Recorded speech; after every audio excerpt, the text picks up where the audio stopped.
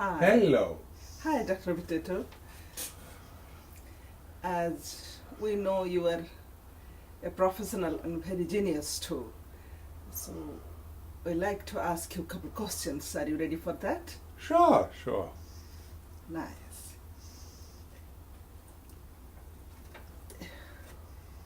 How was it during the 1960s as a blind child? Well, in that period, there was no such thing as the Americans with Disabilities Act. That didn't come into effect until 2000. So, in those days, your parents were either rich enough to give you special education for the blind, or you ended up in some place like Willowbrook, which was a state institution, and it was a really horrible place. Okay.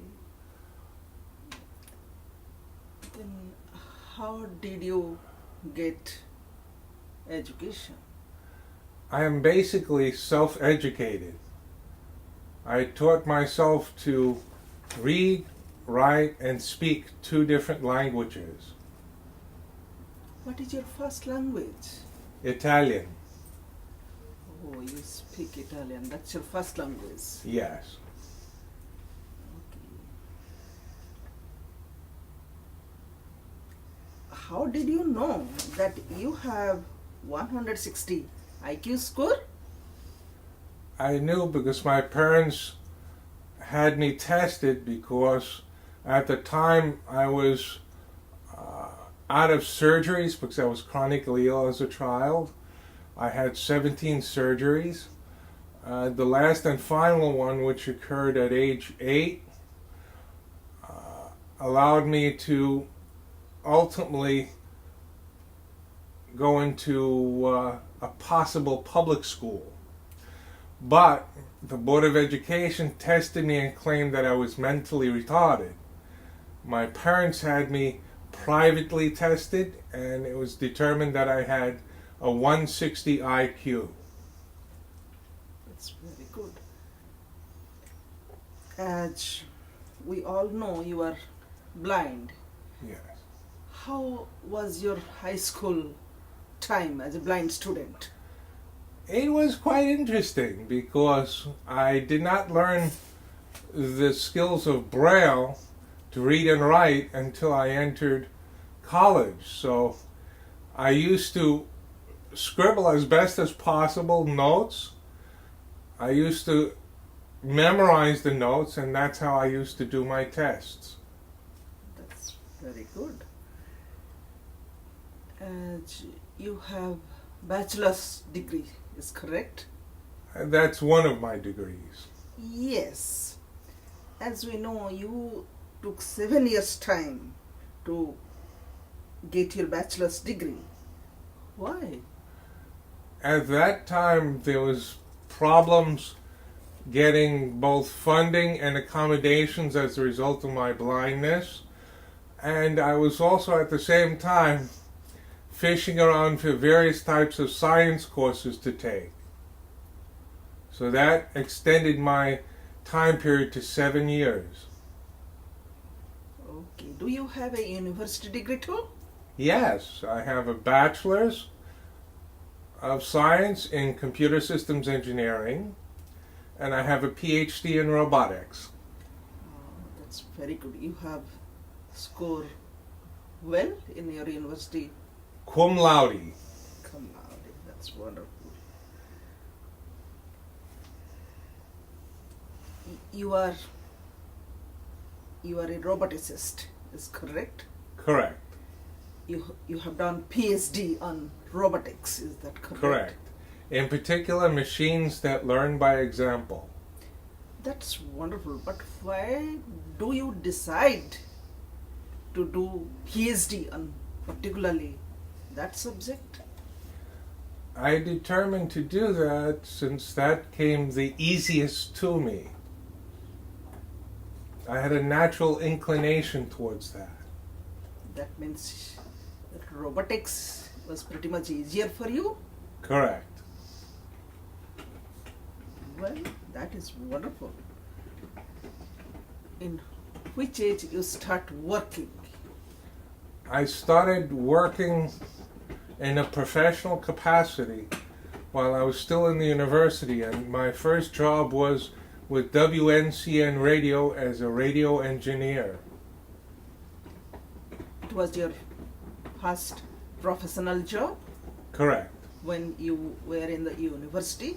Correct. Okay.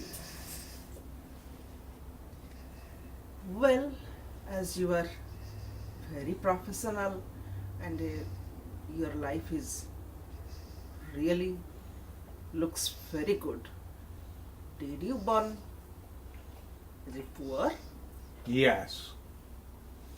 My parents were both very chronically ill and dependent upon government disability benefits, which meant that we were poor. Did you ever homeless? Yes. I became homeless because the government had primarily turned off my disability benefits, secondarily had attached my savings. Consequently, I became homeless. Okay, I understand very well how difficult time you went. Okay. As we know, you are a very good writer and a inventor too. How many copyrights and patents do you hold at present? At present, I hold over 3,000 copyrights, and I'm in the process of getting my first patent. 3,000 copyrights? Correct. It's really a big number. That's very good. That's very good. As we hear, is it true that you currently in a patent infringement lawsuit with a company like IBM? Yes, and it's a very down and dirty lawsuit.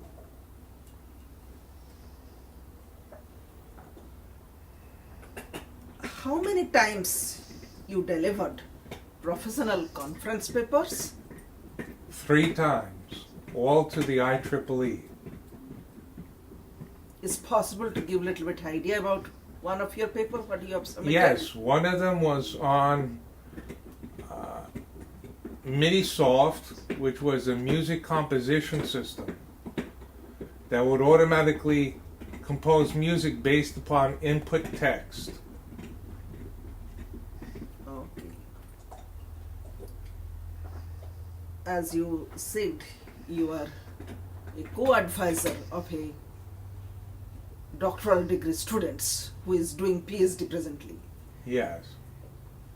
Is it real that you are a co-advisor of a foreign engineering student? Yes, I'm a co-advisor on the doctoral committee of a Mohammed Shankai, who's doing his doctoral dissertation on a Nervotron-based machine vision chip that learns vision patterns. That's very good. How many Apple iTunes U courses are you teaching in this running year? 13 in total. 13 in total. Okay.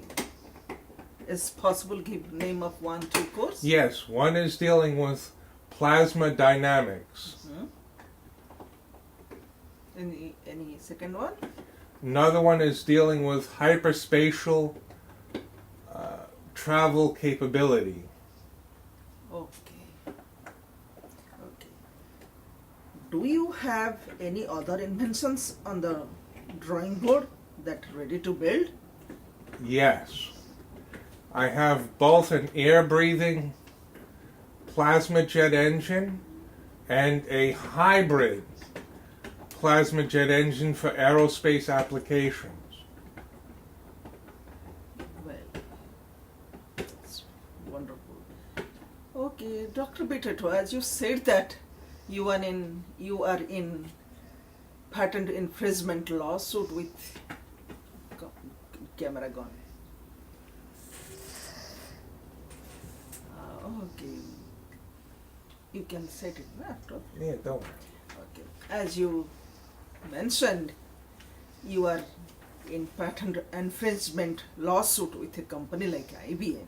Mm-hmm. Is correct? Yes. If you win that case, what you will do with that multi-billion dollar? It's a nice things to know. Everybody, including me. I will be working on making my ideas patented and put them into prototype production. That's all? I have many more ideas on the drawing board. You just heard two. Okay, okay.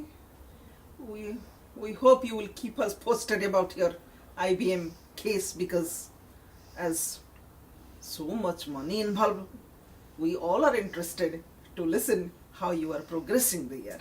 Is it okay with you? It's okay. Okay. Thank you, Dr. Bitetto. It is a pleasure for me to know about you all those things. You are really a professional genius. Thank you. Thank you, you too. Thank you very much. Hope we will meet again on the website too. Okay.